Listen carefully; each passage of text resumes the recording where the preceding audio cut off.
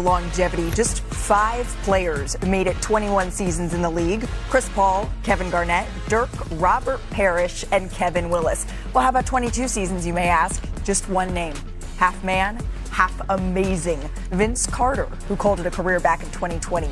And after last night, one man stands alone atop this mountain with 23 seasons in the NBA, LeBron James.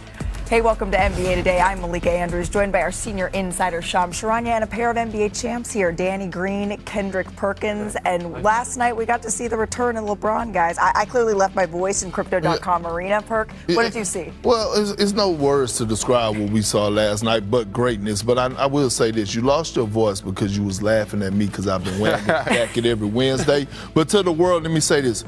You're going to see this jacket, this finals jacket, OKC, every Wednesday until Why I Wednesday? See, on NBA Today. Until Wednesday I see, whites? Yeah, whatever you want to call it. Till I see otherwise of who out there.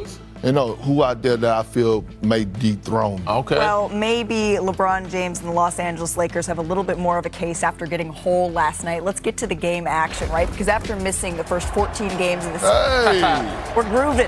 Get down, Danny. Get down. This is my view of the chalk toss early on, the first chalk toss of his 23rd season. I fought for my positioning, guys. That video. That's why you lost the voice. Look at you. It ain't because of Perk. I see you right I was there. boxing out, right? He was moving and grooving at the game last night. Yeah, that's why you lost the voice. So that was pregame. This is what happened in-game. This is what Lakers fans have been waiting for here, DG. He's become a shooter in his old age. Learned a thing or two from your boy Danny Green. Well, you have been waiting, Perk, to see this connection with Ayton. And it's actually not the first lob LeBron's thrown to him. I was just telling him a fun fact. You know, he threw me an alley-oop. I said, that's my second alley-oop from you. The first one was when I was in 8th grade at your camp. Ayton's low-key hilarious. Not the age jokes flying already. LeBron James, again, showing off his range here, Perk. Absolutely, and looking comfortable stepping into that three-point shot. Look, they're gonna need him to do that, especially with the other ball handlers he has. And with that, he passes Reggie Miller for 6th most in three-point field goals in NBA history. But here comes Austin Reeves. Got the rookie flying. The hug. 8 minutes left in the third. LeBron, a little pump fake on the three. He's still got it. Fade. One of his signatures. Imposing his will there. And then under 7 minutes left here in the third, LeBron James once again. This is what you were breaking down the other day, Perk. That's what I like to see, right? That slip, take advantage of that mismatch, little deep post up, and, you know, baby food. Bully ball. And when you got Doncic, it's just the cheat code. Yeah, too good. And Kevin Love, sorry to put him on that island. Luka, once again. By the way, Luka had 37 points, 10 assists. And maybe Doncic learning a little bit here from the LeBron school of dance as well. Little pop lock. I see Macarena. The Lakers on full display here, kicking it out to Gabe Vincent. Look at Braun pose. He already knew. Ready. And he held that pose. Tom Brady, Cool quarterback, right to the deep corner. Gabe Vincent. LeBron Like James. Shams out there yesterday. Loving what he sees. Let's put the finishing touches on this one here, Perk.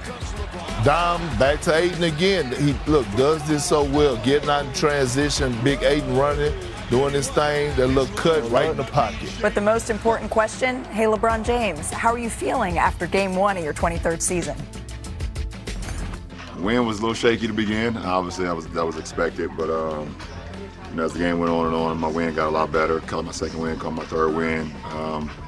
Rhythm is still coming back, obviously. First game in quite a while, almost 7 months. So, everything that happened tonight was as expected.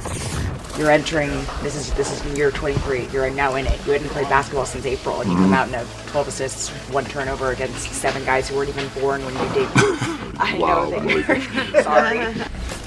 I will really enjoy it once I'm done to be able to look back and see some of the things I accomplished and the great group of guys I was around, the coaching staffs I was around when I was playing the game. So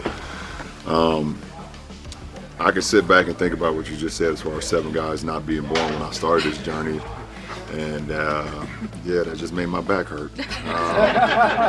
So I got a few days before we play again, so I'll be okay.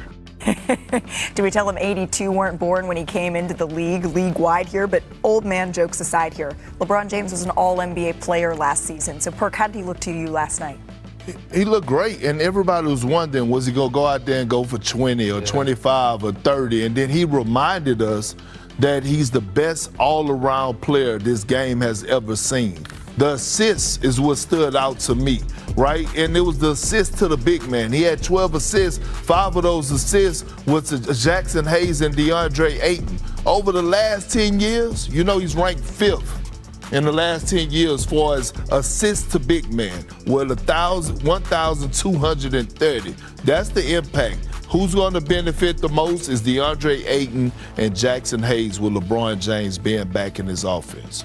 I mean, I love what I see too. I can't disagree with Perk. The biggest thing, he was having fun. He was happy. He played a great floor game. You know, I expected him to come out a little bit more passive and kind of, but people doubted if he could fit in or who he can play with. Yeah. Even though LeBron James is a big ego or big personality, he is a chameleon. He's been able to adapt to adjust to any situation. So he's going to give this team whatever it needs, whether it's defense, offense. And last night, they just needed a quarterback. And last night, that's what he did. He did a great job of playing the floor game, finding DeAndre Ayton, finding Jackson Hayes, Gabe Vincent, Jake LaRavia, and doing all the little things. So I loved how he did that, not just for the first half, but the whole game, and didn't force the issue. It seemed like maybe early on he eased into it a little bit. And Shams, we were reporting until just hours before tip-off how he had more steps that he wanted to make sure that he cleared. Was this decision actually close at all? How close was it? Malika, ever since really mid-October, he was looking at mid-November. And really that game right after the Lakers road trip against the Utah Jazz last night as the potential game to come back in. So the last month was essentially his training camp and his ramp-up period to get there. And what I saw last night was exactly what I heard how last week's G League practices went with South Bay. From as far as I heard, he's using his smarts, he's using his jump shot, he's teaching G Leaguers around him on the floor how to make plays, kind of how he's been able to make the right plays all these years later. Not the high-flying phenom athlete that we've accustomed to seeing from LeBron James. I mean, last night, the fewest field goal attempts of his NBA career in 25 minutes or more. 30 minutes, yeah. So the fact that he's able to play and still have this impact, I'm not surprised. Ease was the word that I used to describe his play. And the next 2 weeks, LeBron and Lakers doctors will really be working on getting his conditioning, his wind back, and getting it to that place where he feels like he can play 35, 40 minutes. Right, because that's what he said he needed to work on. His wind is like how my voice sounds, right? He's really trying to work on baby that lungs. and get it back. Yeah, Here's baby some lungs. baby lungs here. But the Lakers, they were off to a 10-4 start, and this is what you alluded to. Some questioned the fit, right, of LeBron James with this team and the impact and the duo. Well, LeBron did have a simple answer to that, Perk. Take a listen. I can fit in with anybody. I don't even understand why that was even a question. What's wrong with these people out here? I can fit in right away with anybody. 23rd season, it's insane. And just sharing the court with him, it's special. And he sees things that other people can't. So he's here to help us all. So it's amazing. And it's only his first game back, and he played amazing. So I'm excited to play some more. I thought it was better than expected. You know, he was good. We wanted to keep him around 28. He played 29-37, and he would have been able to finish the game had we needed him. So I thought it was better than expected. But everybody's different. I don't expect it, him getting into peak shape or LeBron shape. I don't expect it to take long.